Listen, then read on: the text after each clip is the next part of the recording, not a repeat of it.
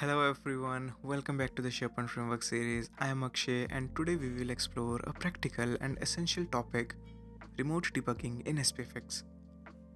Debugging deployed solutions is a crucial part of development, especially when the issues appear in live SharePoint environments. In this video, I will show you how to perform remote debugging for your SPFx solutions step by step. By the end, you will be able to debug your solutions in real-world scenarios confidently. Let's get started. Before we dive into the steps, let's understand why remote debugging is so important. Diagnose issues in live environments. Problems can arise only after deployment due to differences between development and production environments. Test real-world scenarios. Remote debugging allows you to test your solutions with real data and actual user interactions. Save time. Debugging deployed solutions directly eliminates the need for repeated deployments to check fixes.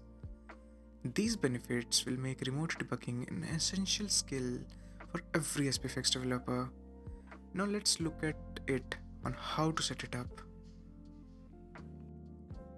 Here are the steps to set up and perform remote debugging in SPFx. First of all, ensure your SPFx solution is deployed to the SharePoint environment. Add the web part or extension to the desired page where you want to debug it. Now, to enable debugging, you need to load the local manifest file. Append the following query string to your page URL and press enter. Now you will see a dialog which will ask you to allow debug script. Click load debug scripts. Here you are seeing an error loading debug script, but that's fine. Click dismiss. Now go to your code.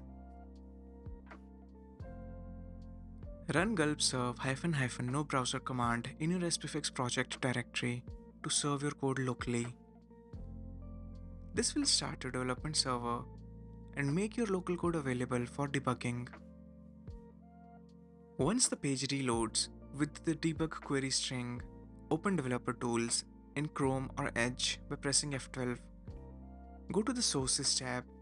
Locate your TypeScript files under the webpack // folder. Add breakpoints to inspect variables, monitor logic, and debug an issue. Before we wrap up, here are some tips to make your remote debugging session more effective. Use breakpoints wisely. Add breakpoints to inspect variables and debug specific sections of your code. Monitor API requests. Use the Network tab in Developer Tools to check API calls, responses, and potential errors. Test in multiple browsers. Debugging in both Chrome and Edge helps catch browser-specific issues. Keep debugging logs minimal. Use console log only where absolutely necessary to avoid cluttering outputs. By following these tips, you will resolve issues faster and ensure a smooth user experience. Let's recap what we covered today. The importance of remote debugging in SPFx. How to set up and perform remote debugging step by step. Practical tips to make your debugging session more effective. If you found this video helpful, please like, comment and subscribe for more SPFx tutorials. Let me know in the comments below about any debugging challenges you have faced or topics you would like to learn next. Thank you so much for watching, and I will be seeing you in the next video. Happy debugging. Thank you for tuning in. In our next video, we will explore more topics related to SharePoint or any other Microsoft 365 technology. Stay tuned and happy coding.